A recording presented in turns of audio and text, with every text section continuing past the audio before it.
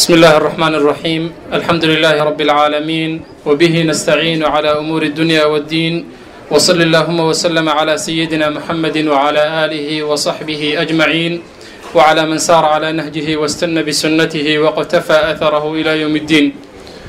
أخواتي الفاضلات سيدي بلنتبا أهيد إعلان كان لغو بحيي ما أنت وحينو بلنسانين محاضرة ديني تضبط لها أهيد مركز كان الأنصار كبيحي جرتي تضبط كستا تضبط كان سيدا أوبيسيس كبكو هيسان وحامرتين وقوة فضيلة الشيخ محمد عمر ديرر iyo بإذن الله تعالى موضوع كسابسا سامينتا أي قبرنا مسلمة هي كل هذا هي علمي دعوة iyo جهاد كبا وفرصة قالية وحافظه إني أما قريه إني نوقتمي إن شيخا أي نسوي عنو فائدة سنة هدي الله إنه علمي بلارن شيخ إنه إنه كأني أو قريه إني نوقي من إن شاء الله إنه سوي عنو قوة فائدة سنة شيخ ونكسر ويننا وانا نقوم هنقينا إن أساء أجيب دعوة إني فليتفضل مشكورا مأجورا بإذن الله. بسم الله الرحمن الرحيم.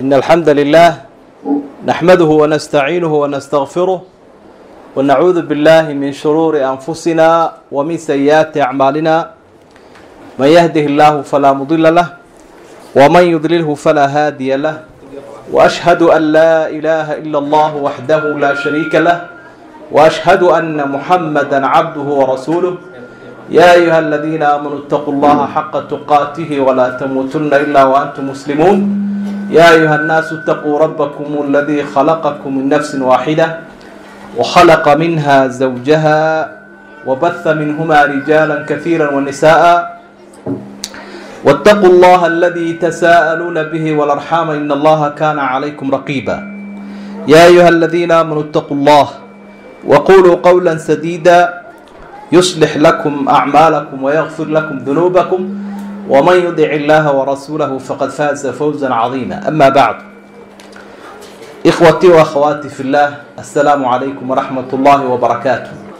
إلهي وحن كبر إياه إنه خيرنا وكل ميو إن قنايا من الذين يستمعون القول فيتبعون أحسنه ددك ولا قيسو شيغا راعنا waxaa runtii halkan aynu ku odhan doonaa kelmado kooban oo insha allahu tacaala la xidhiidha gabadha muslimadda ah iyo kaalinta ay ku yeelanayso waxbarashada fikirka islaamiga ah cilmiga sharciga ah iyo xataa awoodda dadka muslimiinta ay yeelanayaan. waxaa xaqiiqatan xusid mudan marka hore in dumarku ay yihiin siduu nabiguba sheegay calayhi salaatu wasalaam shaqaa'iqu rijaal ana nisaa shaqaa'iqu rijaal dumarku waxa weeyaan kuwa laga jeexay ragga ama waa lamaanihii ragga soo raacayay. mar walo qur-aanka kariimkaa ilaahay uu ragga la hadlayo dumarkana uu la hadlayaa. ina aladiina aamanuu wacamilu saalixaat markuu ilaahay leeyay kuwa iimaanka yeeshay ee camalka fiican sameeyey macnaheedu maaha inay ragga un ku kooban tahay ee sida ay culimmadu yidhaahdaan waa masalo caama oo raggaba ha lagu halqabsadee dumarkiina loo jeedo. taasi waa mid guud oo u baahan in la ogaado. qur-aankuna mararka qaarkood kolka xilka la saaraya dadka ilaahay wuu kala qaadaa man camila saalixan min dakarin aw unha wa huwa mu'min falanuxyiyannahu xayaatan tayiba. waxaa ilahay u leey qofka camal saalixa sameeya lab iyo dhadig mid kasta ha ahaado waxaan noolayn doonaa nolol wanaagsan buu lahay xayaata saciida fi dunya waalaakhira. marar fara badan qur-aanku waxa uu tilmaamaa iyadoo takliifta iyo xilka inay u siman yihiin ilaahay uu xusaya subxaanahu wa tacaala si gaar uu isu barbardhigay gacaltooyada cidda ay ka dhaxaysaa inay tahay dadka iimaanka leh iyo tolnimada dhabta ah. markaasuu kala qaaday rag iyo dumarkii waalmu'minuuna waalmu'minaatu bacduhum awliyaau bacd ya'muruuna bilmacruufi wayanhawna cani lmunkar. ragga iyo dumarka iimaanka lihi qaarkoodba qaarka kale gacal iyo xigtay u yihiin oo dadku siday isu qabanayaan waxa weeyaan gaaladuna dhinac bay yihiin islaamkuna dhinac bay yihiin siday gaaladu sheegaan ma aha ragguna inuu dhinac yahay dumarkuna kasoo horjeedaan ma aha. wilaayada iyo gacaltooyada waxa qur-aanka ilaahay uu ku tilmaamay subxaanahu wa tacaala inay la xidhiidho iimaanka.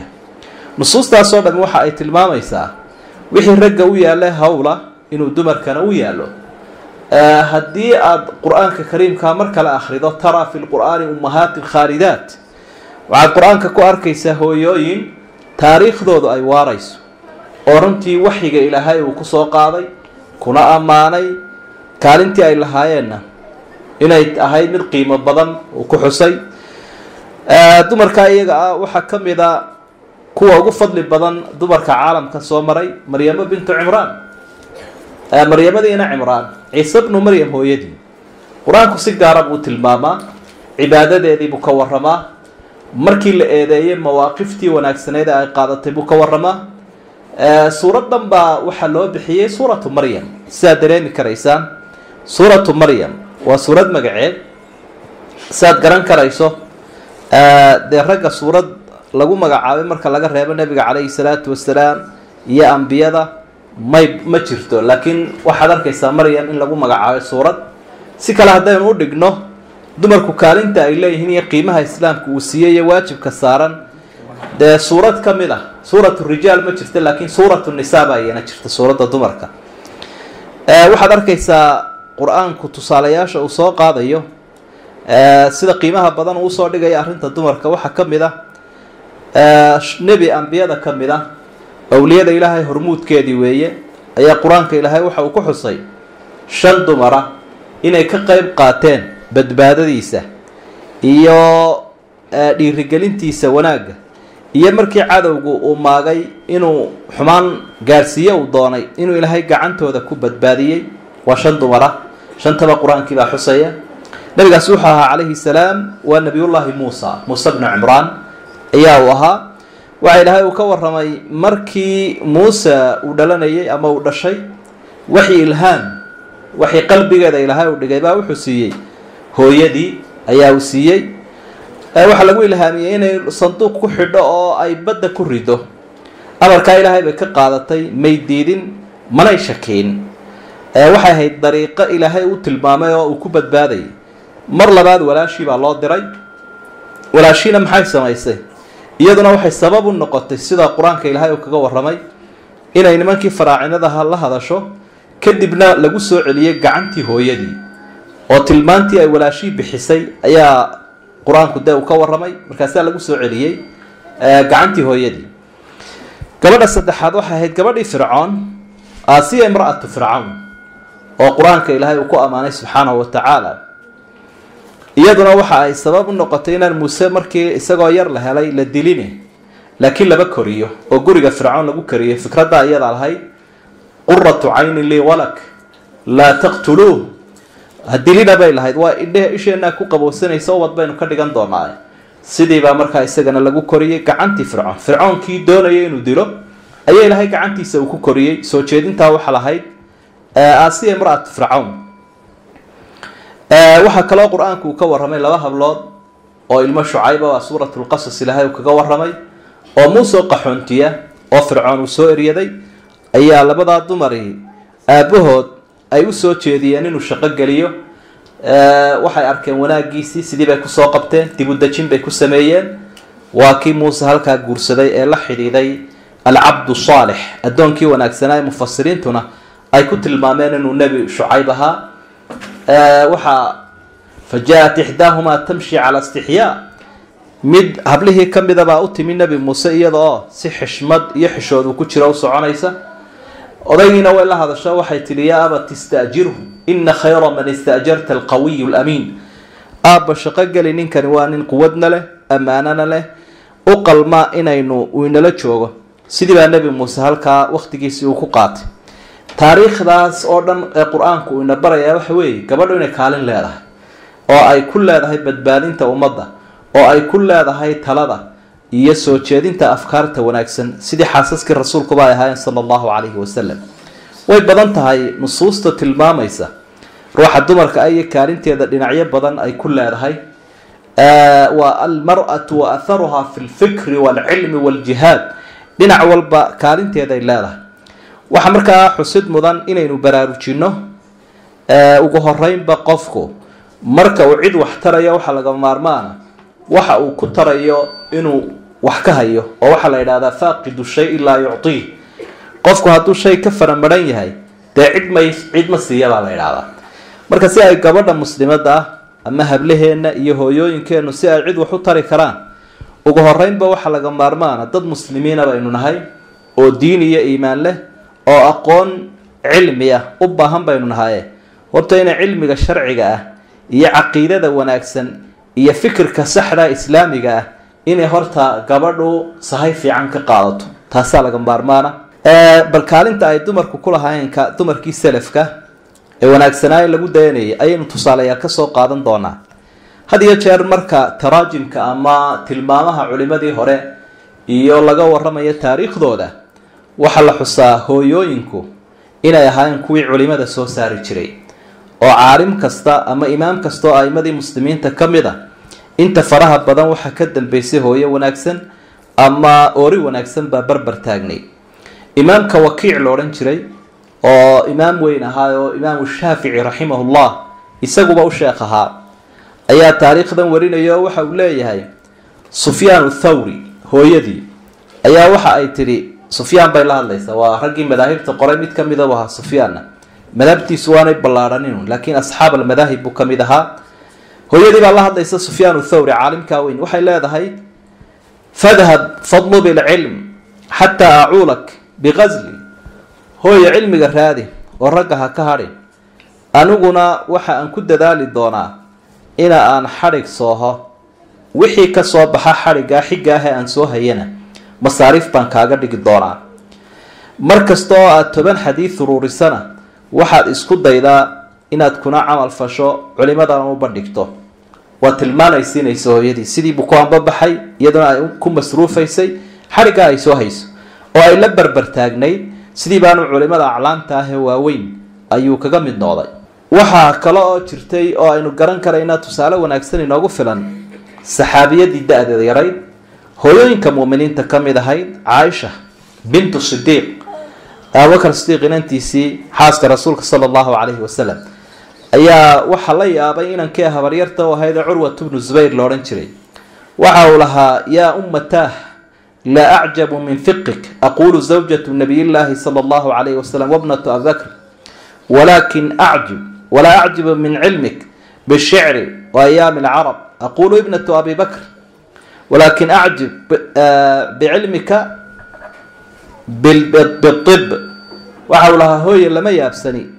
أقونت أقول لها هي فقهه هي علومة دينته هي شرعيه way xaaskii rasuulka weeyay sallallahu alayhi wasallam ayaan isku qanciyaa waana ina Abu Bakar marka lama yaabo aqoonta aad u leedahay carabta iyo dhaqamadeeda iyo xataa gabayadeeda oo waxaan idhaahdaa ninkii fasiix ahaa Abu Bakar Siddiq baa dhalay laakiin waxa la yaabaa aqoonta aad u leedahay culumta xataa caafimaadka dhakhtarnimada aad ku darsatay baan la yaabsanahay min ayna huwa wama huwa sidee baad ku baratay aqoonta marka way uga jawaabto waxay lahayd habaryar baan ay wahayd waxa ay lahayd waqtigii dambe nabiga kaleey salaatu wasalaam markii daadiisu weynaatay ayaa hadiya jeer uu yara xanuunsan jiray waxa uu iman jiray wufuuda gaaliga islaamba waxay u sifayn jireen nabiga kaleey salaatu wasalaam kolba cudurka haya iyo dawadiisa aniguna waan ka agdhawaan jiray xokayn bay deewahay marka waxaan qori jiray ama aan ururin jiray cudurka isaga daawada kolba loo sheego tiibaan isu geeyay marka halka waxa ka soo baxay at-tibb an-nabawi kaalin weyn bay ku lahayd tibbiga nabawiga ah nabiga kaleey salaatu wasalaam sida loo daweyn jiray iyo sidii isu daweyn jiray aqoon dheer bay u lahayd ummadda wax badan baan u soo gudbisay sidaas ay ugu jawaabtay marka waxa halka ka muuqanaya inay aqoon u lahayd xataa cilmiga caafimaadka oo kaalin weyn ay ku lahayd taasoo aynu oran karna maanta waxaynu u baahanahay labada arrimood Aisha hormuudka ay ku ahayd labada aad baynu ugu baahanahay waxaynu u baahanahay dumar yaqaan culumta shariicada oo masaa'ilka tahaarada iyo masaa'ilka dumarka aad ugu tawaxuro u yaqaan oo kaga filan kara kaalinta hablaha oo marka inay dawraad ku qaataan diraasad ku sameeyaan macaahid iyo jaamacado u galaan aad baynu ugu baahanahay oo ilaa fatwo bixin kara waxaynu u baahanahay oo kale kaalinta caafimaadka dumar buuxiyo ilaa qaliinka sameyn kara si ay hablaha iyo hooyooyinka xishoonaya uga maarmi karaan ragga ay ka agdhow yihiin ee markaa daaweynaya. waxaa runtii kale oo iyaduna jirta waxa uu leeyahay maxamed ibnu shahaab az-zuhri waa imaam weyn oo taabiciinta ka mid buu ahaa. low jumica cilmu caaisha ilaa cilmi jamiici الnisaa lakaana cilmu caaishata afdal. siyar wa aclaam nubala kitaabka weyna la yidhaha siduu dahabi kusoo naqilayo. waxa uu cilmigii caaisha haddii loo geyn la barbar dhigi lahaa cilmiga dumarka ka caaisha badnaan lahaa. ka caaisha ayaa badnaan lahaa waayo dumarkii rasuulka sala allahu calayhi wasalam inta ay wariyeen xadiid ka caaisha ayaa kasii badan. waxaanaynu odhan karnaa runtii dee qof da-yarna way ahayd aadna usoo jeeda aqoonta sharciga inay ururiso faraaq iyo jaanisna way lahayd oo dee caruur mashquulinaysaana may jirin. marka waxaynu odhan karnaa hablaheenu inta ay yaryar yihiin intaanay hooyo noqon ee uwad badan aanay ku mashquulin aada waxa u habboon inay ka sahay qaataan aqoonta cilmiga iyo diinta.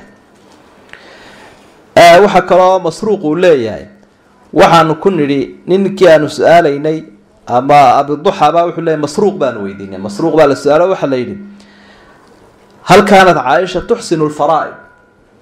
saxaabiyadii caaisha miyay taqaana cilmiga dhaxalka? oo markaa wuxuu u su-aalayaa cilmiga dhaxalku waxa uu ka mid yahay culumta ugu adag shareecada oo shax badan buu u baahan yahay, xisaab badan buu u baahan yahay, macrifo kala duwan.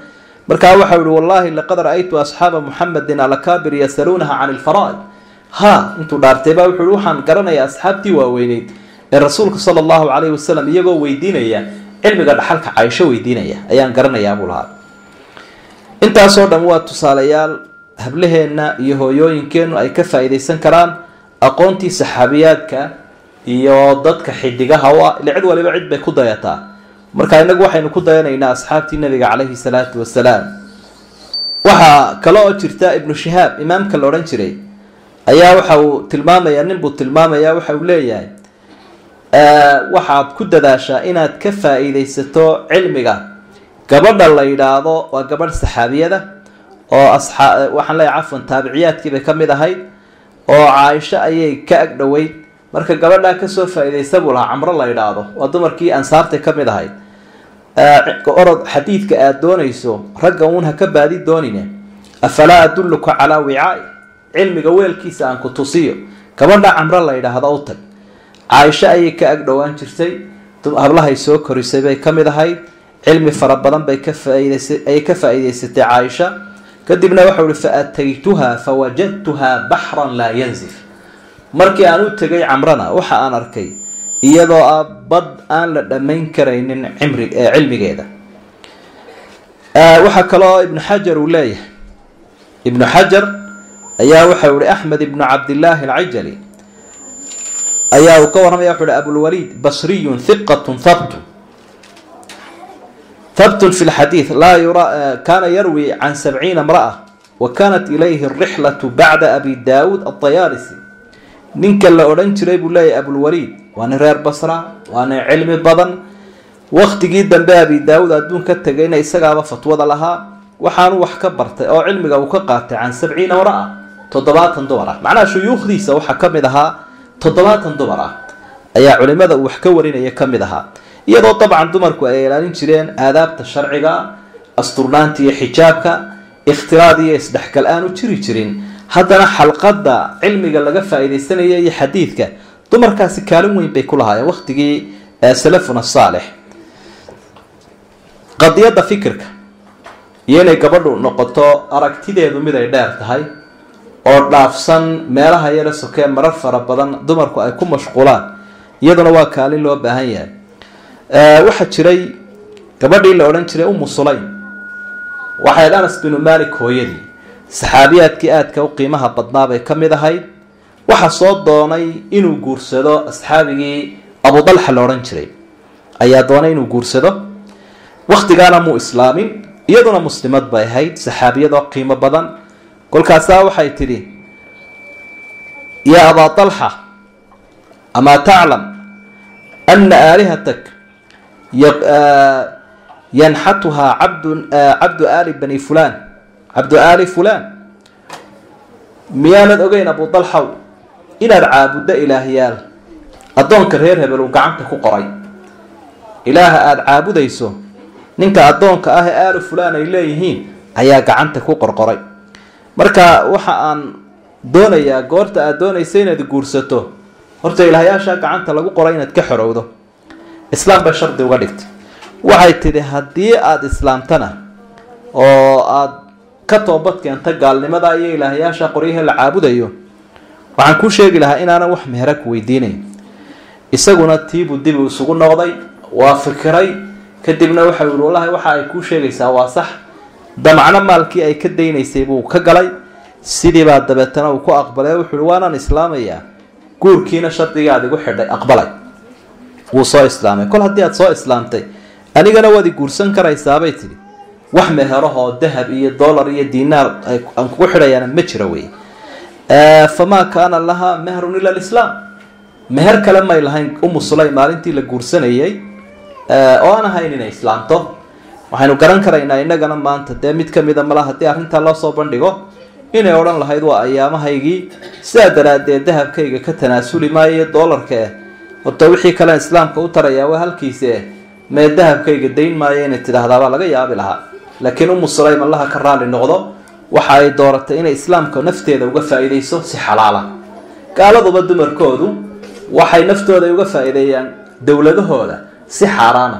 marka innagana dumarku waxay uga faa'iideynayaan naftooda iyo maalkooda ayay islaamka uga faa'iideynayaan sida Umu Sulaym si xalaal ah oo shareecada waafaqsan.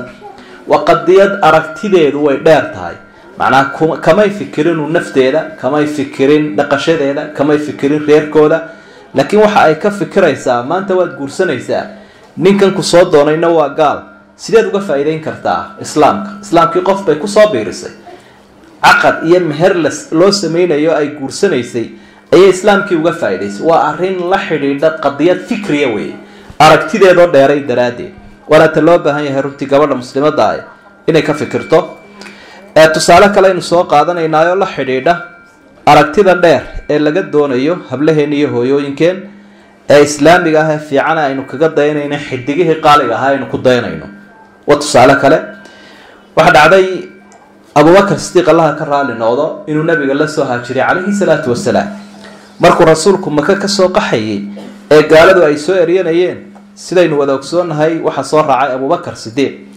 abubakar markaa uu iskaga yimi ubadkiisii iyo ehelkiisii iyo adduunkiisiiba, iyo macnaa daaruhu lahaa iyo beerihiisii wixii o dhan markuu kaga soo cararay. waxa uu door biday inuu diintiisa la cararo, rasuulkana aanu ka hadhin sala allahu calayhi wasalam. taasi buu markaa aada iyo aada ugu faraxsanaa. dadku ka yimi waxaa ka mid ahaa asmaa, ayaa ka mid ahaa bintu abibakr radia allahu canha, allaha ka raali noqdo dhammaantoodba. asma waxa uu yimi iyadoo maka joogto abubakar uu ka yimi awowgeed abuqaxaafa. abuqaxaafa wakhtigaa ma islaamin ee gaal buu ahaa. abuqaxaafa sida la ogsoon yahay taariikhda waa indhala-aa oo ma indha qabin. markaa intuu inantii u yimid ayaa wuxuu ku yihi awow waxaan ka xumahay inuu idin dayaco inankaygii oo idinkoo ubadkiisiiya bannaanu idinkaga tegay, oo ninkii maxamed la odhan jiray fallaagada ahaa uu iska daba cararay. aada iyo aad baan taa uga xumahay. markaa naftiisiina waa idinku argagax geliyo, isagiiba waa lala-yahay, wax adduunana idinkama tegina idinkoo gaajaysan ayuu idinka cararay. markaa waxa ay dareensan tahay awowgeed maadaama aanu islaam ahayn inuu ummad kale yahay. cidda ay isku ummad yihiinna ay aabaheed oo islaam ah oo maanta dee muslimiinta hormuudkoodiia inuu yahay, taasay dareensan tahay. garaadkeedu wuu fiican iyo aqoon saray leedahay. odaygan isagaa aan wakhtigaa islaam ahayn si aanu uga guulaysanin waxay tidhi awow nama dayicin, lacagtaa uu qaatay mid ka badan baanu nooga tegay. haye muxuu idinka tegay? waxa uu nooga tegay bay tidhi, waxay odaygiiba gacanta soo qabatay kiish halkanahoo ay ku ururisay dhagaxaan ayay gacanta u saartay. waxay tidhi dahab tibriya weeye oo aan googo-nayn oo qaydhin oo weli la shiilin. marka dahabkaasaa uu nooga tegay, dahab fara badan weeye, kiishkaasuu noogu jiraa. markaa waxa aan rajaynayaa inuu nagu filaado. odayga aada buu yaaba, wuxuu hi wallahi dee intanba ma filaynin inuu haye kol hadduu waxanoo maala idinka tegay dee alxamdulilah waaba wax fiican weeye, haddaa idinma dayacin buu. iyaduna waxaaba laga yaabaa waqtigaa inay gaajaysan tahay oo sidaa uu sheegaya wixii uu xoolahayay nebigu usii qaaday calayhi salaatu wasalaam si uu rasuulka masruuf uga dhigo oo ubadkiisa iyo dadkii oo dhan waa kan iskaga dhaqaajiyay ma xusuusanin islaamku u sahay qaatay marka odaygu uu yaabay oo iyadiina way ka guuleysatay halkuu cadowgaa shisheeye ku wiirsan lahaa iyaduna way ka guuleysatay waa aragti fiican iyo fikir fiican oo gabadhaas runtii ay ku fikirayso nafteedii waxa ay u hafraysaa oo waxaanay haysanin runtii ay u sheeganaysaa waxa weeyaan si aan loo odhanin dayac buu keenay ama dhegxumo aanay ugu soo jiidin aabaheed oo islaamka daraadii u hijrooday oo nabiga raacay calayhi salaatu wasalaam waxa laga yaabaa innagana iyadoo qofku barwaaqaysan yahay iyadoo uu ladan yahay in wixii uu hayayba uu dafiro nicmada ilaahay uu siiyey inuu dafiro ayaa laga yaabaa qofkii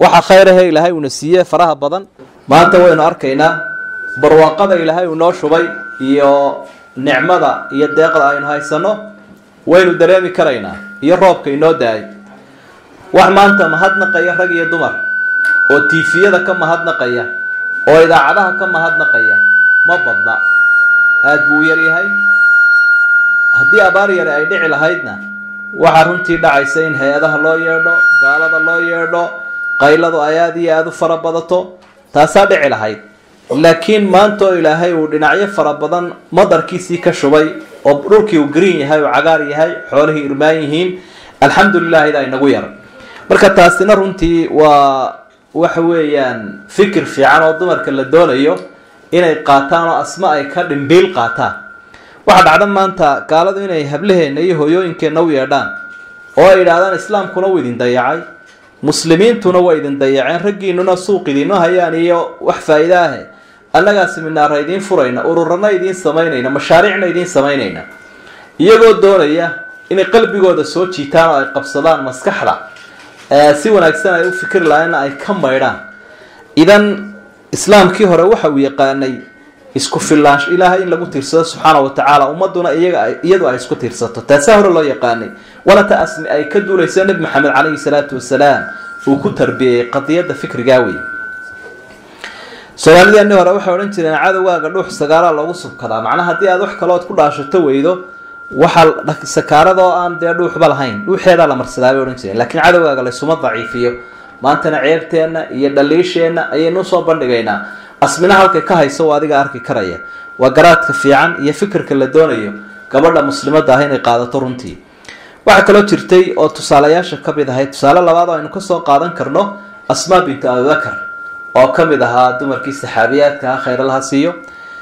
markii uu dilay ninkii daalimka ahaa ee xajaaj binu yuusuf loodhan jiray inankeedii buu dilay iyadoo iska murugaysan buu dee maku ku dilay dabcan sida la garanayo isaguna inankeedii iyo cabdullaahi ibnu zubayrna madax buu ka ahaa maka iyo xijaaj buu madax ka ahaa waqtiyada ka mid a xajaaj baa kusoo duulay oo dilay wuu soo galay isagoo ku jeesjeesaya waxa uu leeyahay hooyadaya haddii aad tahay maxaanu kuu qabanaa kaa isaga khaarajinoo daalim buu ahaaye adiga maxaanu kuu qabanaa buu ku leeyahay waxay tidhi lastu laka bium walaakinii ummu lmasluub anigu adiga hooye kuuma ihiyo ninka aad dishay baan hooye ku ahay waxaanse kuu sheegayaa nebi maxamed baa maqlay calayhi salaatu wasalaam isaga oo leh qabiilada reer thaqiif la yidhaahdo waxa kasoo bixi doona kadaabun wa mubiir mid beenaalo ah iyo mid mufsida baa kasoo bixi doona kii kadaabka ahaa waanu aragno waa mukhtaar ninkii la odhan jiray mukhtaar ibnu cubayd ee nebinimada sheegtay la dilay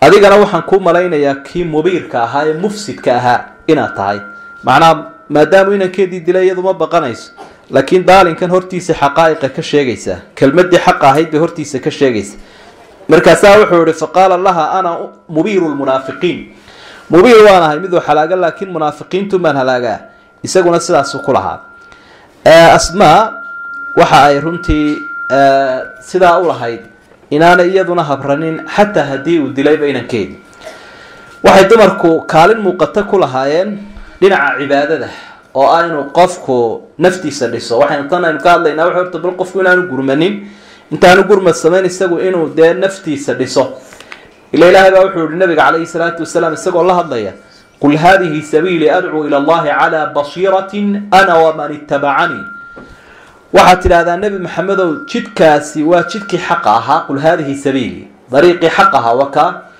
aniga iyo ciddii raacdayna dadka waxaan ugu yeedhaynaa dariiqa xaqa islaamka ee diinta ah calaa basiira calaa cilmi wey, annagoo aqoon leh, annagoo fikir fiican oo saxan leh. marka waxaad arkaysaa dacwaddii iyo yeedhmadii shardiga lagu xidhay wuxuu yahay inay basiira meeshii jirto oo qofkii uu sahaysito kolka hore oo naftiisii uu soo dhisaa fikirkeedii iyo cilmigeedii intaba inuu soo dhisaa. waxaa sidoo kale ah cibaadadii ayaa iyaduna sidoo kale ah. cibaadadu sidaynu ognahay waa raashinka ruuxda. gabadhuna waa inay kaalin weyn ku lahaataa cibaadada oo qof caabida oo taqiya oo sahaydii ruuxda sita oo iimaanku qanjaha jooga marka uu yahay buu wax gudbin karaa. markaasay kelmadiisuna qofka wax anfici kartaa oo waxaa la yidhahdaa alkalimatu alxaya min alqalbi alxay. kelmadda noole qalbi nool bay kasoo baxdaabaa la yidhahda. haddii qofku aanu caabid ahayn oo taqi aanu ahayn kelmadiisu ma saamaynayso oo ta'hiir kuma leh. nin imaamo aimada ka mid ah salafka ayaa inankiisii wuxuu ku yidhi aabbo had iyo jeer waxaan arkaa marka aad dadka wax u sheegaysa kelmadaadu ta'hiir bay ku yeelataa oo way saamaysaa oo dadka mararka qaarkood waabay ooyaanba. ummadda kale marka ay ama dadka kale wax wacdiyayaanna saamayn badan kuma yeelato. waxa uu lahaa aabbo waxaan kuu sheegi lahaa had iyo jeer gabadha goblantay iyo gabadha isyeelyeelaysa isku oohin ma noqdaan buu lahaa. ee gabadha goblantay oohinteedu waa mid aanay kala joojinaynin, laakiin gabadha oohinta iyo baroorta loo soo kiraystay dee in yar marka ay dadka istusta way iska aamusi kartaa buu lahaa. idan markaa waxaa laga maarmaana kaalin weyn inay dumarku ku yeeshaan qabdiyadda cibaadada inay kaalin weyn ku yeeshaan oo ay ka dhisnaadaan. waxaa jirtay gabadh la odhan jiray ummu dardaa asuqraa walkubraa baa la ydhaha. weliba waa gabadhii taabiciyadda ahayd cilmiga badnayd ayay ahayd ummu dardaa asuqraa. dumarku waxay odhan jireen bal ummu dardaa inoo geeya si aynu ugu dayano cibaadadeeda, si aynu ugu dayano oo aynu habeena ula soo cibaadaysano aan tusaale ka dhigano ee inoo geeya bay odhan jireen. fa idaa dacufat can ilqiyaami kaanat tatacallaq bilxibaal. marka ay had iyo jeer daashana waxay cuskan jirtay xarigga ayay cuskan jirtay. markaa waa nasiib daro adigana hadduu kugu adag yahay faralkii ama waktigiisiiba aad dhaafinayso ama cibaadadii soomka ahayd qallaheediiba aad kari laadahay, sideed ugu dayan karaysaa janno u wada baadi dooni karaysaan qofka marka uu sunnaha ka daalo xarigga cuskanaya kacaya. waa laba arrimood runtii aada iyo aada u kala fog weeyaan. waxaa la yidhaahdaa ama qisooyinka sugan ay tilmaamayaan xafsa bintu siriin iyaduna waxay ahayd 30 sana ayaa musallo keliya goob keliya ay sunnaha ku tukan jirtay oo aanay dhaafi jirin ilaa inay muraad soo qabsanayso mooyaane. marka lala kulmaba halka innaga laga yaabo kursiga sheekada un inaynu la soo dhigannaho aynu ku fadhino, iyadana marka loo yimaado 30 sannadood musallo keliya ama sijaayad keliya ayaa lagu arki jiray iyada oo ku cibaadaysanayso halkaa fadhida. macnaheedu markaa waxa weeye cidda u timaada ilaahay unbay xusuusinaysa. qofna markuu kuu yimaado ilaahay baad ku xusuusataa, qofna markuu kuu yimaado adduunye iyo inkaaro kale ayaad ku xusuusataa. marka dumarku tusaalahaas ay ahaayeen. waxaa kaloo nabiga la tusiyay calayhi salaatu wasalaam xadhig baa la tusay 2 tiir dhexdooda ku xidhan. markaasuu yihi xadhiggani muxuu ahaa? markaasaa loo sheegay xaasaskiisa mid ka midii markay daasho inay cuskato oo habeenkii ay ku kacdo. wuxuu lahaa iska cibaadada inta aad kari karaysaanuun cibaadaysta oo tanaydaan karaynin iska daaya. waa dumarkiibuu kala hadlayaa. wuxuu nabigu ka muslaxayaa inay naftooda ka yareeyaan cibaadada faraha badan iyo dhibka kasoo gaadhaya cibaadada. bal adigana haddii aad markaa uba kici kari laadahay ama cagsigii uu ka hayo sideeba xaalku noqonaya? runtii waa arrin aada iyo aad u cajaa'ib badan. waxaana macruufa shayga sunnaha la ydhaah, sadaqada sunnaha, soomka sunnaha, salaada sunnaha ah, dhammaan sunnayaashu waxay difaac u yihiin oo ay qurxin iyo kabid u yihiin cibaadada faralka ah. marka hadduu qofku sunnaha dayaco, rag iyo dumar mid kastaba ha ahaadee, waxa macruufa faralkana inuu kasoo dulboodi doono. dumarku waxay kaalin ku lahaayeen intii agtooda taallay markay dhameeyeen ubadkooda xilkii ka saarnaa, saygooda xilkii ka saarnaa, guriga cidda joogta xilkii ka saarnaa, jaarka xilkii ka saarnaa markay dhameeyeen waxay isku dayi jireen. de horta arrimo way kala horeeyaan. qofku cidda ag joogta ehelkiisa ah inuu horta ku filaadaabaa muhiima, oo haddii iyagiiba uu soo dayacay dadka kalena waa laga yaabaa inaanu waxba ku tarin. marka cidda waajibka u horeeya uu ka saaran yahay waa ehelka inta guriga kula joogta. waliba inaga nasiib wanaag ummad isxambaara baynu nahay oo isa saara oo xaafadii walba waxaa laga yaabaa dad aada u badan inay joogaan 5 qof 10 qof 20 qof markaa gabadha muslimadee dadaalaysaa 20ka ehelkeeda ah iyo agjoogayaasheeda hadday ku guulaysato inay jahayso oo ilaahay xaggiisa ay u jeediso oo shaydaanka ay ka soo jeediso waxay runtii inoo qabatay wax weyn qoys fiican bay soo barbaarisay ay ku guulaysatay waana kaalinta u horeysa gabadhu ay qaadanayso ilaahay baa wuxuu la hadlay ummadda wuxuu leeyahay quu anfusakum wa ahlikum naara naftiina iyo ehelkiina naar ka badbaadiya waamur ahlaka bisalaati wastabir calayha nabi maxamedow ehelkaaga far salaada adiguna xijiso oo ku adkow intaasoo dhan waxa ay tilmaamayaan cidda u horeysa lagu dadaalaya inay iyaga yihiin markaa qofku goorta uu gurmad samaynayo horta waa inuu kuwan kusoo guulaystaa kadibna uu gacan fidiya haddaba dumarkii saxaabiyaadka waxay isu taagi jireen marka intaasoo dhan kasoo baxaan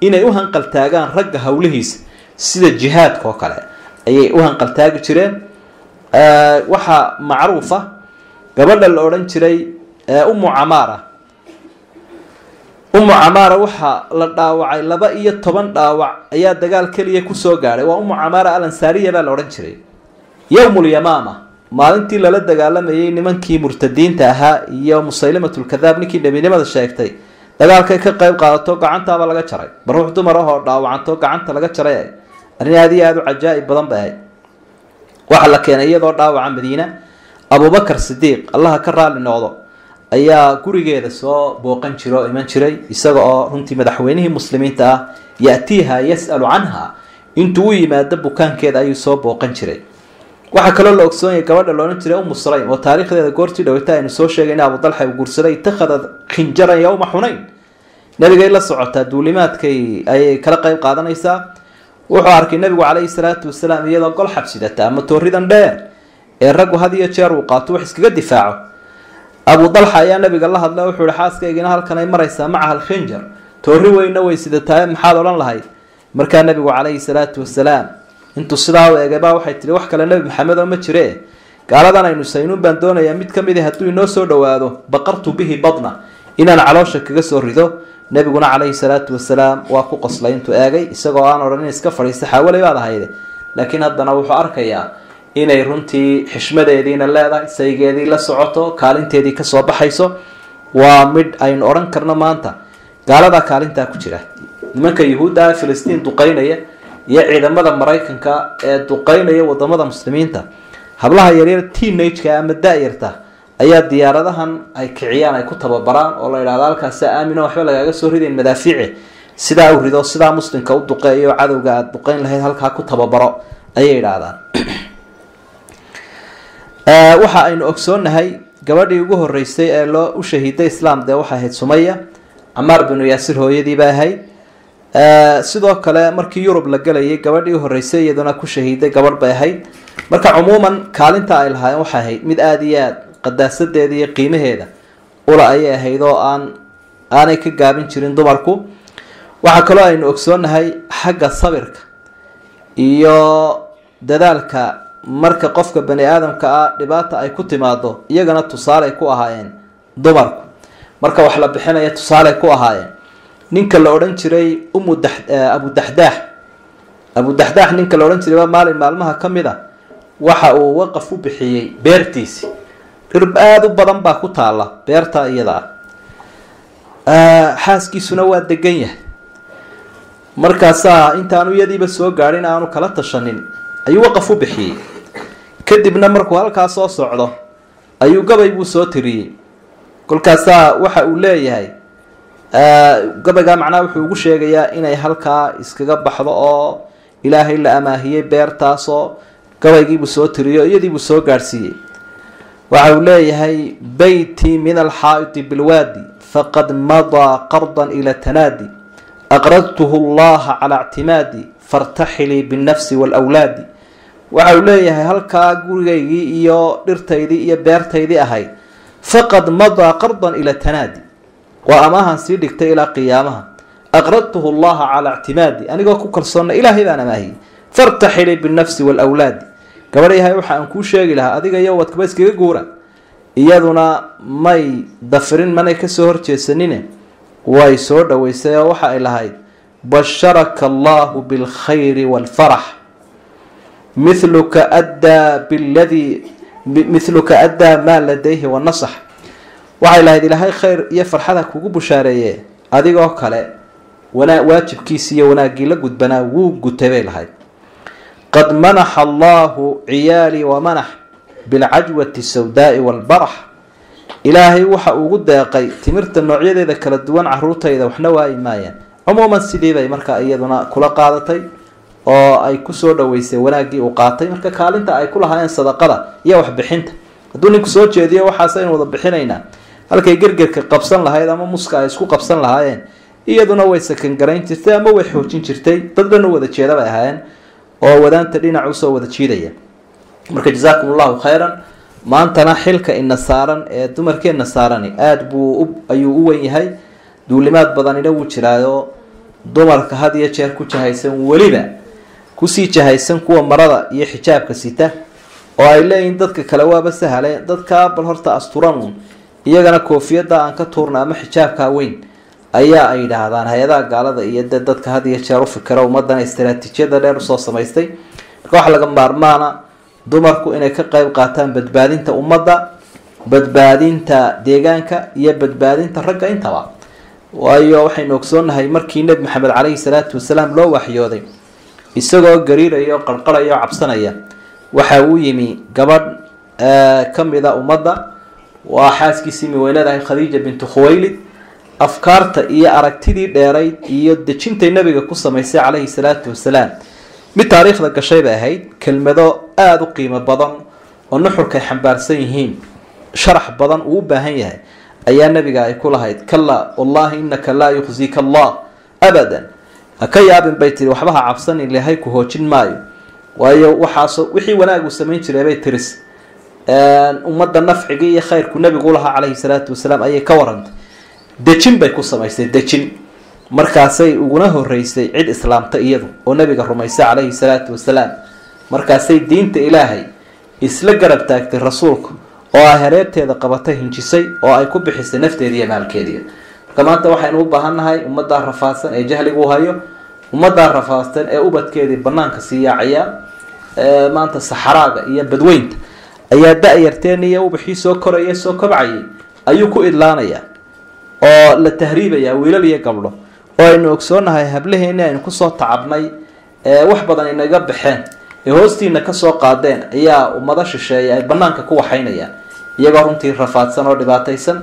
taas waxay ku timi thaqaafad xumo, waxay ku timi tarbiyad xumo, waxay ku timi iimaan xumo. marka waxaa loo baahan yahay gurmad la iska kaashado oo dadka loo fidiyo kii la duufsan lahaa, kii tahriibi lahaa, kii dayday noqon lahaa, kii xaafadda istaagi lahaa. haani gun bay ka tolantaabaa la yidhahda xaqiiqadin marka lagu noqdo. haantu gunta ay ka tolantaana waa hooyada, waa hablaha muslimaadka. waxaa qaban kartaa waxaanu raggu qaban karayn ayaa qaban karaysaa. nabigu calayhi salaatu wasalaam marna waxa uu tilmaamayay dumarka iyo kaalintoodii ammaantooda sidaas uu soo xus. marna wuxuu ka waramay fitnada ugu weyne rag uu kaga tegay inay dumar yihiin. taa macnaheedu waxa wixii waa isla dumaruun, laakiin marka ay dhinaca khayrka u shaqaynayaanna way ka qiimo iyo tayo badan yihiin ragga. markay xagga sharka u shaqaynayaanna dee waa kuwa badeecadda lagu xayeysiinaya banaanka lasoo dhigayo ee ummaddu ay ku ibtiloobaysa ku aafoobayso. marka cid waliba tamar bay leedahay. dumarku tamar bay leeyihiin, xoog dhaqaalay leeyihiin, xoog fikir bay leeyihiin, xoog iskaashi bay leeyihiin. marka iyagoo ka bilaabaya gurigooda iyo ehelkooda in xaafaduhu ay iskaashadaan iyo deegaanka iyo magaaladu dabeetana dadka loo gurbado. taasaynu aada iyo aada isugu waanin lahayn iyo inaa kaalintiina qaadataan iyo inaa ogsoonaataan. haddaa kaalintiina qaadan weydaan dee ilahay inu idinkala xisaabtamaya subxaana wa tacaala. waa ammaano. waxaanaynu ka warramaynaa waa ammaano inoo taalla on ragga keligood u olin maca dumarkana u taalla. marka qofka ammaanadiisa kasoo bixi waaya dee qiyaamaha su-aal baa u imanaysa. su-aal baa hor taalla. waxa waad kari karaysa maxaad u hakratay baa taalla. waayo nabigu wuxuu leeyahy calayhi salaatu wasalaam kullukum raacin wa kullukum mas-uulun can raciyati. dhammaantiin waxbaa wada raacaysa, dhammaantiinna ilaahay wuu idin su-aalayaa waxa aad raacdeen. madaxweynuhu kasoo bilaabay, raggiibuu ku xigsiiyey, dumarkiibuu ku xigsiiyey. marka dadka mas-uuliinta ah ee la su-aali doono dumarku ku daray nabigu calayhi salaatu wasalaam. waxaynu ogsoonnahay dumarku dee inay ku leeyihiin kaalin bay ku leeyihiin. alamru bilmacruuf wannahyu cani lmunkar baabka la idhaah in wanaagga la isfaro xumaantana la ysu diido kaalintaas ragga qura uma taalo. ilaahay baa ku ammaanay rag iyo dumarkaba, walmu'minuuna walmu'minaatu bacduhum awliyaau bacd ya'muruuna bilmacruufi wayanhawna cani lmunkar. rag iyo dumarku iyagaa gacala mu'miniinta ahi, wanaaggana way faraan, xumaantana way diidaan. bal magaaladeenna eeg, waxaad eegtaa xafladaheenna, waxaad eegtaa aroosyadeenna, waxaad eegtaa sida loo dhaqmayo. xataa ummadda meelihii laga xukumayay ayaa intoo maxfaladii la isugu yimaada ayaa hablihii oo timihii loo soo qaawiyey ayaa la isruxayaa oo banaanka la taagan yahay. runtii xafladda dee arooska dhibka ka taagan waa ogtihiin, iyo qaawanaanta la samaynayo. haddii waxa hubaala kaalintaa dumarku ay qeyb weyn ka qaataan oo ay isu taagaan, wax weyn bay badbaadin karaan. ilaa nin badan oo dumarka ka mid a baa hawshan codsanaysa, iyagaa ragga ku riixaya oo dabada ka wada. markaa haddii la heli lahaa dumar ka waaniyo o yidhaha waxaan uma baahnayn inaga daaya, ragguna way iska dayn lahaayeen. markaa taana kaalin baa ku leedihiin, ay tahay munkarkaa iyo macaasidaa iyo foolxumooyinkaa jira inaa maaragtay ka hortagtaan. maalin walba wax nooc ahoo kala duwan baa la arkayaa oo soo yeedhayo oo magaaladeenii ka jira. waxaana in la yaraysto maaha, waayo haddii munkarka laga hortegi waayo macaasida oo idinku kaalintiina qaadan weydaan, dee doonidii baa degaysa. wuxuu xusay nabigu calayhi salaatu wasalaam dadkani weligoodba ha wadeen inay dooni kaliya wada saaran yihiin. marka doonidaasi haddii dubayaa lala dhaco, la diiqdiiqo, la dalooliyo, dee badweyntay galaysa. waxa dubayaasha ah ee daloolinayana waa macaasida, xaaraamta, fasaadka, sinada. waxaanu ka waramayno doonida waxyaabaa lagu dhufanaya waa kuwaasaa daloolinaya. marka waxaynu isku waaninaynaa kelmadeennan aynu kusoo koobi lahayn in kaalintiina qaadataan, ogaataanna inuu ilaahay idin weydiinayo subxaana watacaala. ta guriga la idin weydiinayo, ta odayga la idin weydiinayo, odayga jaadka iyo cunaya sigaarka, odayga mufsidka ah, xaaraan cunka ah, odayga dhulbi-iska ah. dee haddaad is hortaagtaa tilaawo ilaahay ka cabso. war annagana xaaraan hanoo soo jiidin oo ceeb hanoo soo jiidin. war annagana nafsi hanoo keenin iyo cuqubo ummadda ha u qaadin. kadaa waxaan diinta islaamku ma ogole. waa hubaal in badan oo dumarkii inay saameyn ku yeelanayaan ninkeeda ay ka joojin karto, wakadalik walaalkeed, wakadalik ehelkeeda. marka jazaakum allahu khayran wabaaraka fiikum. intaasaan kusoo koobi lahaa. wasalaamu calaykum waraxmat ullahi wabarakaatu. جزاه الله خير الجزاء فضيلة الشيخ محمد عمر ديرر يا محاضرة قيمة بدن وإن كود فائدة سنة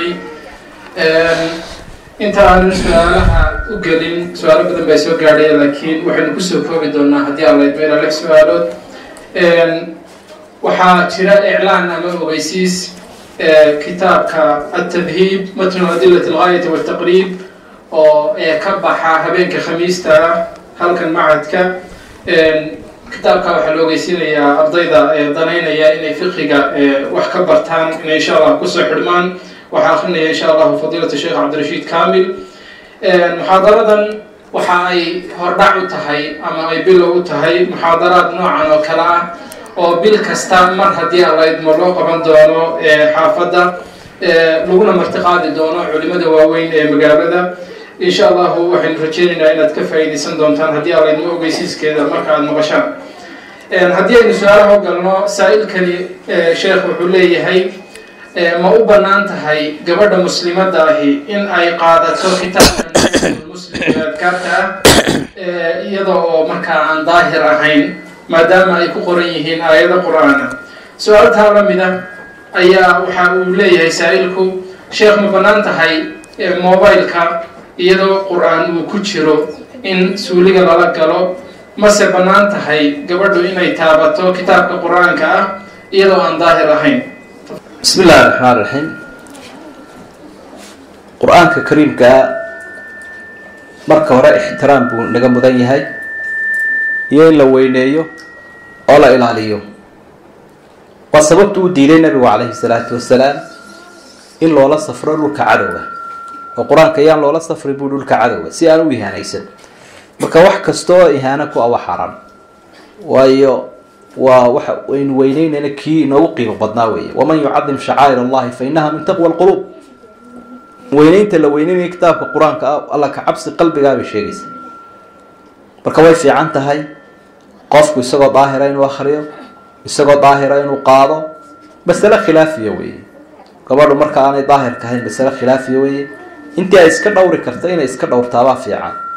waqti ay baahi adag u qabato ama imtixaan ay ku jirto ama ay ilaaweyso xaaladaha culimada qaarkood waa fasaxaan laakiin intii ay ixtiraami karto qur-aanka inay ixtiraamto weeye mobileka qur-aanka ku jira nidaamkiisu wuu ka duwan yahay baynu odhan karnaa kan misxafku uu qoran yahay waa mid u eg xusuusta bani aadamka oo memory ha ahaan ayuu ugu qoran yahay mana muuqdo screenka dabcan kama muuqdo saa daraaddeed sidii xusuustii qofka bani aadamka ah weeye habka ugu jira mobileka screenkiina kama muuqdo markaa wax qarsoon weeye idan loogama qiyaasan karo inuu la mid yahay misxafkii wuu iska sidan karaa qofku xaalada iyada ah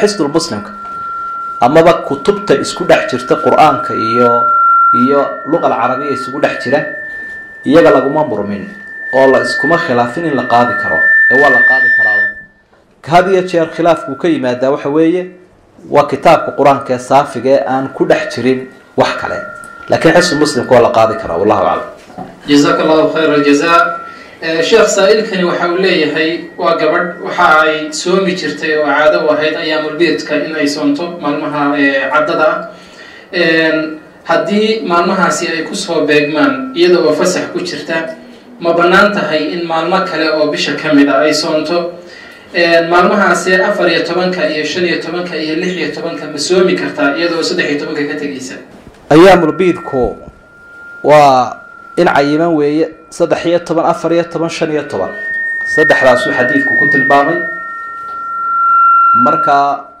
dee saddexdaas haddii ay jaanis u heshana way fiicanta haddii kalena sida wanaagsan waxa weeyaan in isniinta iyo khamiista iyo uu ku beego qofku siduu nabiguba u soomi jiray calayhi salaatu wasalaam 3 cishana bishii uu ka soomo haddii duruuftu ay u saamaxayso awoodi karayo walxasanatu bicashri amhaaliha halka xasanana waa 10 laabkii hadduu bishii 3 cisho ka soomay 10 baa loogu dhuftay waa isagoo bishii soomay oo kale 12 biloodna markaa uu soomay 100 soom baa loo tixgelinaya inuu yahay qofkii marka haddii aanu daahir ahayn waqtigaa 3 maalmood cadcad maalmaha kale ayaa qofkii uu soomi karaya ee bisha oo kuwa ayaamaha aynu soo sheegnay ay ku beegan yihiin wallahu aclam jazaaka allahu khayra aljazaa sheekh saa-ilkani waxa uu leeyahay ma u bannaan tahay gabadha muslimadda ahi in ay u tartanto xilalka dowladda sida xildhibaanada golaha deegaanka oo kale mase bannaan tahay in habluhu ay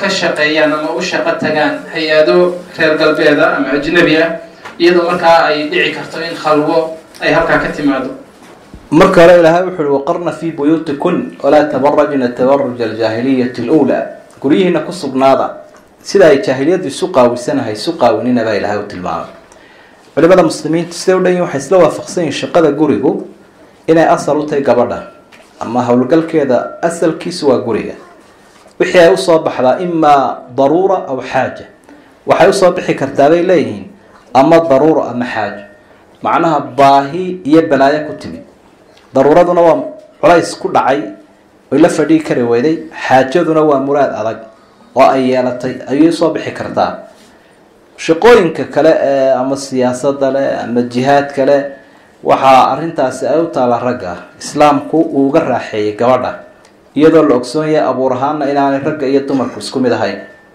waa warshadii bani aadamka soo saaraysay mar way wallacaysaa mar waa umul mar way jaqsiinaysaa intee in leeg bay hawshaa ku jirtaa markay tay qof dhalaya dee waxaa laga yaabaa 6 bilood inay hawshan ku jirto ama ka badanba mas-uuliyadaha noocaas ee culculusina waxa ay u baahan yihiin waqti aada u badan eed badanna way leeyihiin go-aamo culculusna waa looga baahan yahay qofkii sidaa daraaddeed waxaynu kusoo koobi karnaa islaamku xaawaleyda hawlaha uu uga raaxeeyey ilaa haddana waxaynu ogsoonahay gaalada taa inoo waaxyooda inaanay iyaga qudhigoodu howlaha noocaas ee culus dumarka uma dhiibaan waxa dumarka kaga jiraa si aragteen ama adduunyada aad qiimeyn kartaan 200 dowladood ee kaga jira waa dad yar dadka gaalada hogaaminta u horeysa cidda u haysa dumari waa dad aada u yar oo kooban weeye maxay ugu wada dhiibi waayeen iyagu may tooda u dhiibaan inta ay dadka muslimiinta u waxyoonayaan idan arrintaasi waxaynu odhan karaynaa dumarku haddii ay nooga soo baxaan howlaha u yaala ay ku habboon yihiin taasaa maanta wax weyn oo faa-iida ay noo ah tan raggiiba ula legdamayo la kadeedanyahay barorta intaana iyana kusii dhex dhicin wax badan oo kale ayaa inoo yaalla maanta oo gurigiibaa dayacan. hadduu gurigu dayacmo, qoysku hadduu dayacmo, waa hubaal in qaranku dayacmayo. qofka iyo qoyskaba hooyada ayaa soo dhisaysa. hooyaduna waa madrasad baa la idhaahdaa. marka hooyada la barbaariyo ama ay kaalinteeda qaadato, mujtamac fiican baa soo baxa. haddii iyaguna banaanka ay u baxaan, raggiina uu kasii horeeyey, dee dib jir iyo dayday midhan unbay ciyaalkiisu rogayaan, dalkuna saasuu ku kharaabaya. in dad lasoo saaro ayaa ka muhiimsan in duunyo lasoo saaro. hooyaduna dadkay soo saaraysaa.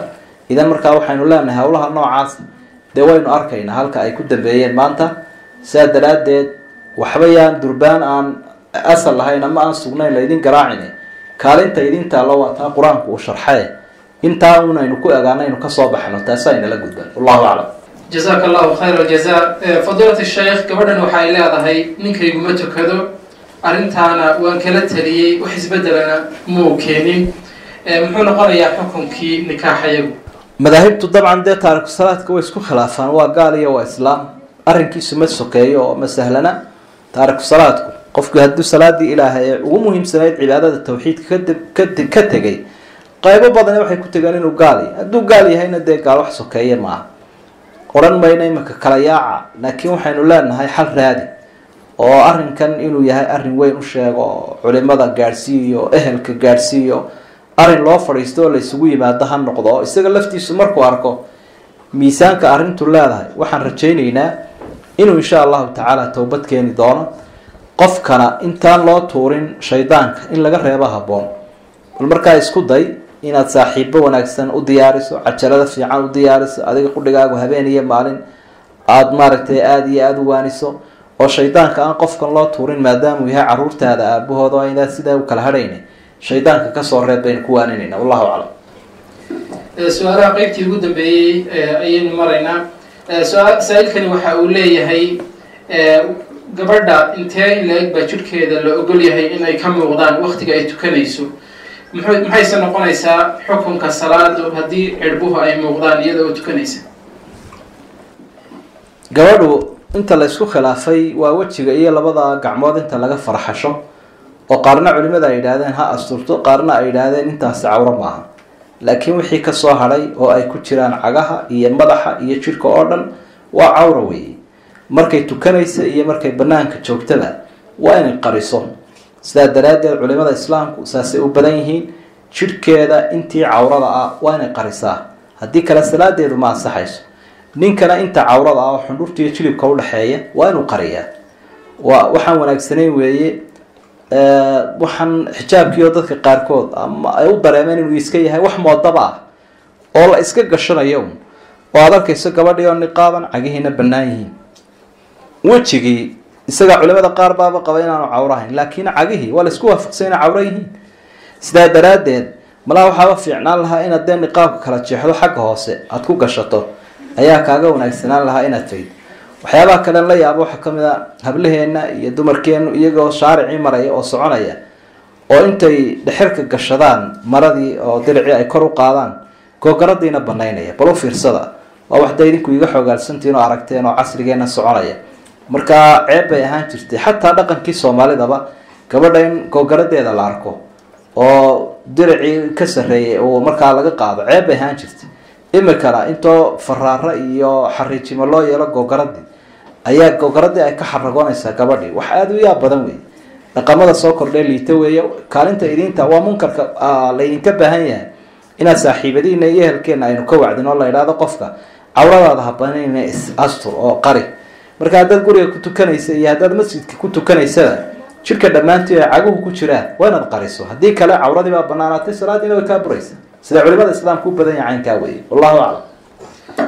jazaaka allahu khayr aljaza. su-aasha ugu dambeysa waa nasiixo. sheekha waxa ay saa-ilkani uu leeyahay, sheekh maxaad kula talin lahayd dumarka aaminsan in xuquuqi ay ka maqan tahay dumarka, arrintaana u halgamaya, iyo kuwa u dabaaldegaya maalinta hooyada caalamiga ah? marka hore dadku hadday islaamka ku dhaqmi waayaan, xuquuq baa ka wada maqan oo raggiiba way ka maqantay. haddii islaamka lagu dhaqmi waayo, xuquuqdii rag way maqantao dumarkay ku maqantay. haddii islaam lagu dhaqmi waayo, tii dumarku way maqantao raggay ku maqan tahay. laakiin xuquuq islaam ku maqani ma jirto. diinta islaamku xaq kaaga maqan oo iyada aad u doodaysaa ma jirta, xaqaagii wuu ku siiyey. marka xaqii islaamku uu siiyey gabadha hadduu ninkii dulmiyey diin xumaa jirta ragga haysa. haddii xaqii ragga islaamku uu siiyey dumarku ay siin waayeenna diin xumaa jirta dumarka haysata. marka waa in la kala saaraa dadka iyo diinta. diintu waa muqadas, ceebna ma leh, cidna ma dulmido, cid walba xaqeedii bay siiso. suuradan baa laydinku magac daray baan idhi. laakiin wixii dulmiyaha ka yimaada ragga dee diinta yaa loo nisbaynay. hadduu gaalku u nisbeeyana waa beentaa dheh, waa beentaa wey. islaamku xaqaygii buu siiyey, laakiin mid anaga ka mid ahoo walaalkay ama ehelkayga ama saygayga abaa dulmigani uu ka yimi, waanu ku gafsan yahay, anna isagaan ku gafi karaa. marka taasi waa arrimaha fikirkii la saxayay iyo aqoontii shareecadda in loo yeesho unbay taasi ku xidhan tahay oo maaragtay ay xidhiidh lasii leedahay.